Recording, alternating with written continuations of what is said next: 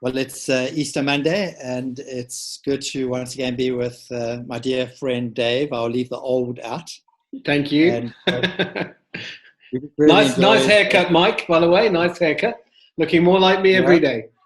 it's a do-it-yourself job, so yeah, I'm not sure when I'll get you a hairdresser again. So, but like I said, looking like you. And David, it was just so much fun the other day talking stuff, and we thought we'd do it again, number two. Yep. And we'll just keep doing these for a while, and hopefully they're helpful. If not to anybody else, they're certainly helpful to ourselves as we share thoughts.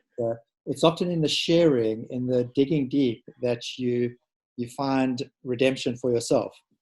Yes. And I heard somebody say that even if a diary or a journal is just purely for you to clarify your thoughts, it's doing its job. So Absolutely, yeah. We're just going to carry on. And in December, I read Michelle Obama's book, Becoming. And one of the things that she says, which is quite powerful, she talks about Barack. And she says that he had a buoyant faith that if he just stuck to his principles, things would work out in the end. And I think that's quite powerful because principles are things which are timeless, which apply in all situations, within a virus, outside a virus, in good times, in bad times.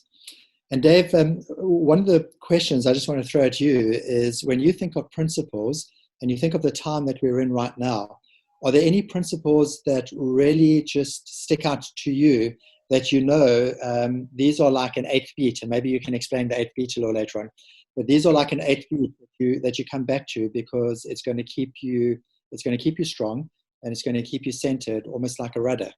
I think this is a fascinating discussion, isn't it? So, I'm a big fan of Stephen Covey, and Stephen Covey talks a lot about, you sow at certain times, you reap at certain times, and then so there are seasons and principles. He calls the farming principles, that if you work with the farming principles, you'll always reap.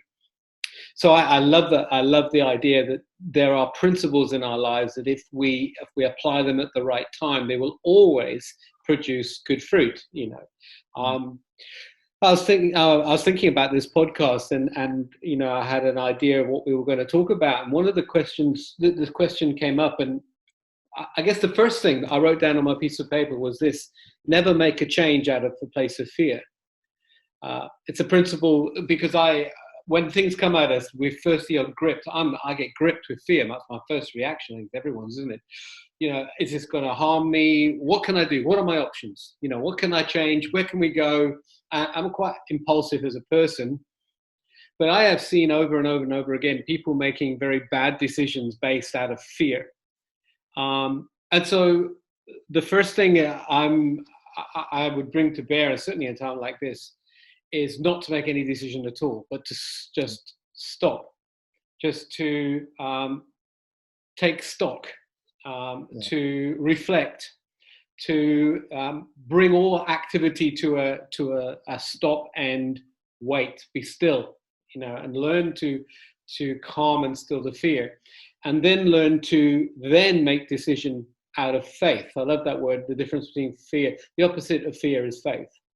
And faith based on, an innate sense that you have all that you need to make something right, that the universe, God, and outside another power is working with you. I take a scripture once at the beginning of every year.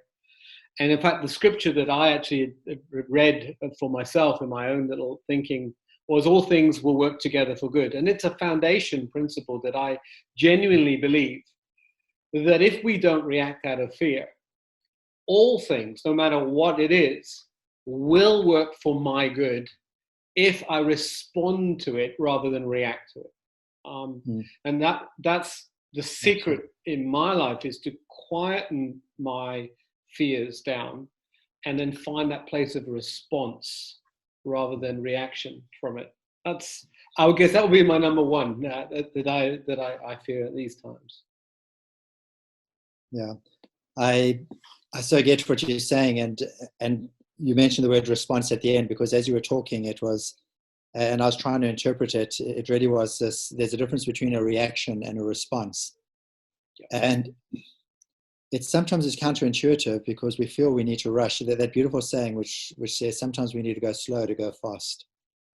And right now is probably that moment to slow down and just settle things. And as you said, a great principle is make decisions based on ease, calmness. Yes. Versus reaction versus fear. Because chances are fear-based decisions will hurt you. Yep. Whereas, and I think right now we're bombarded by the news, and there's Facebook and there's news and there's noise. You can't make a decision in a place of noise. Another thing is what voice is the loudest voice in your life at the moment. I think it's that quietening all of these voices that are coming at us for us to react out of fear. I resonate with you. Coming down to a place of calmness, quietness, quietening those noises, those voices. Yeah. I know that these first 2-3 weeks of lockdown in South Africa for me have definitely been, or I've seen them as a time of preparation, but it is that definite slowdown because there is this tendency to want to go and do something quick, and it's just slow down, just prepare the soil, and let's hear the right voices, hear the right thoughts, and in terms of what it is that we do. I heard, I think it's Susan David, a South African-born Harvard psychologist, and she says negative emotions are not necessarily a bad thing, but they're a very bad thing for making decisions.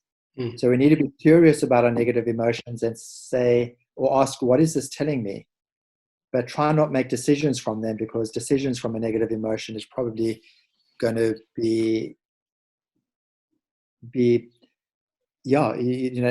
skewed. Just not. Yeah, just betting the gender. Yeah. Absolutely. I think, it's interesting. I get involved in counseling relationships and marriages sometimes as well. And relationships and marriages come into a place of crisis sometimes. Now, I think I said this before in another podcast we had, is never waste a good crisis. What happens, interestingly, when we face a crisis, a window of opportunity opens in our lives where we can say things to our significant other that in any other time you can't say. There's a moment of opportunity where those things that were left under the carpet, unspoken, now can be said. Yes. And it's important in whatever crisis we are, whether it's a relational one, and certainly in a relational one, that we recognize this window of opportunity that we have where everyone's vulnerable. Now there is a safe place in which to say these things through this window, but it's a window that closes, and it closes quickly. The minute we start to get back to some form of normality, or there's some order, or we start to even get used to the new norm, that window of opportunity closes. Yeah. And so, I love what you're saying. Yeah, I love what you're saying, because if you think of a business right now, so I work with culture, you've worked with me in working with culture in organizations, you've done culture by yourself. And creating culture in an organization is a very intentional process that requires huge amount of resolve and consistency and pushing. And so often people are looking at the culture trying to be created, and they don't connect with the compelling why, and they're just sort of saying, why should we change? Right now, there's this window of opportunity for companies to create culture. Yes. And organizations should be sitting at home thinking, what is the culture I want to create as we get going? Yep. Because this is a window to let loose things that you have been struggling to put in place for the last few months, years, or whatever. Absolutely. And we see this in government. Government are making seismic changes that they would have normally taken 3 years to bring about. They're bringing changes to their order book within days. Pharmaceuticals are pushing drug trials instead of 4 years into 6 months. Because what crisis does is suddenly opens a window. This is the time when you can reevaluate your company and say, well, have we drifted? What are the things that we should be cutting off now? This opportunity where the window is open. I saw a beautiful slide the other day, and it's basically like a multiple choice. And it says, who's responsible for getting your digital strategy into your business? And number one is CEO, number two is CFO, number three is C something O, and then number four is coronavirus. And I think it just really brings the point home in that so many things that maybe one has struggled to get in, you now are going to be able to implement, provided you use the window of opportunity that you're talking about. Yeah. Okay, I want to get us back to principles, because we want to try and keep this to about 15 minutes or so. I want to quickly share one, and then I want to get another one from you. So maybe you can comment on this one, and we can be quite quick with this. But one of the principles that always helps me is the principle of impermanence. Nothing in life is permanent. Life is always shifting. Life is always in movement. And nature shows us this every single day. The sun rises at a slightly different space, a slight fraction every single day, a slight minute later or a minute earlier. We have the seasons. I don't get this, but they say that our universe right now is expanding at this incredible rate. Everything that has life has movement, has motion. And one of the things or mistakes or assumptions that could be unhelpful to one is to see things as permanent when in actual fact, everything is impermanent. And it's, for me, a very powerful principle that we need to just keep coming back to is this too shall pass. Yes, there'll be the scars, there'll be the challenges, there'll be the growth. That's fascinating, because I actually have written in my piece of paper, this too will pass. Okay. Yeah. Because of the sense of impermanence or permanence that we have. But of course, so let me ask you some questions around that. What we do when we're in something, and certainly when we've been in something for a period of time, we build up ways of acting. Paradigm is a series of things that we do that always guarantee us a result within that paradigm. Here's the challenge, though. When the paradigm changes, we have to unlearn all of the stuff that we had in the previous one. How, maybe as a how-to for people listening, give us some tips on how do we unlearn some of those behaviors that we had in the old paradigm. When the gates open, we're in a new paradigm. How do we unlearn some of those things? Maybe reflect on maybe some things you've had to unlearn and then relearn. Look, I think the most important thing about unlearning is recognizing that the old has come to an end. And right, I love that. What often we have is an attachment to the old, which stops us from hearing the new. Attachment. That's a great word. Yeah. Yeah, and I think for all of us, it's to recognize where we might be attached and to actually be honest and truthful when something has actually died. And we spoke about death on Friday. Some things have to die so that the new can be birthed. So it's very, very hard to let go of a paradigm if we don't have the awareness that we're actually holding on to it. I think the other thing that we need to do is continuously challenge ourselves through good questions as to what is new versus what is old. And in actual fact, you might even create a ritual around the things that are old and go and bury a piece of paper in the garden or something like that. It reminds me of the story of Steve Jobs, who desperately wanted Apple to stop talking about a particular version of an operating system. I think I've got that right. And how he came out onto the stage in typical Steve Jobs fashion and did a eulogy. And there was a coffin and there was a smoke. And basically, he sort of put the scrolls into the coffin. And it was strong storytelling or imagery to say, never, ever speak of that again. And sometimes we have to ask those questions, and then we might write it down and we might say, hey, Mike, this has ended. So me doing this with you and doing this with other teams is definitely something that I've had to recognize. This is the new. It doesn't mean that there won't be facilitated sessions where we're together in a room because magic happens there. but you believe that that's the only way. Yes. Is definitely something that I've had to grasp. And because I hate the phone, I hate I'm not a technology guy. I run from it. But I think the moment we recognize it and we Yes. name it, and then do something drastic. A guy I read a lot. He's a quite elderly now. A guy called Tom Peters. He's a business guy. He was big in the 80s, 90s. So he wrote a book called Circle of Innovation. He had a picture of a VW Beetle, and the guy who owned the Beetle wanted the car to go faster. And so what he did is he strapped a big jet engine on the top of it. So now it went faster, but it didn't go around corners so well. So now he put these monstrous wheels on it and changed the suspension. It went around corners, but it couldn't brake very well. And so over a series of time, he kept bolting things onto this VW Beetle until what he ended up with was fit for no purpose at all. And what actually he needed to have done is to have reduced the Beetle down to a bunch of parts and re-innovated something from scratch up. Yeah. And what we tend to do is we take something that worked before and try and bolt on new theories or new ideas. But often all we do is we just create this bigger monster inside that actually consumes huge amounts of time while we try to re-engineer something. But actually, these moments of crisis often enforce us to go back to a white piece of paper. Yeah. And we start from the bottom up.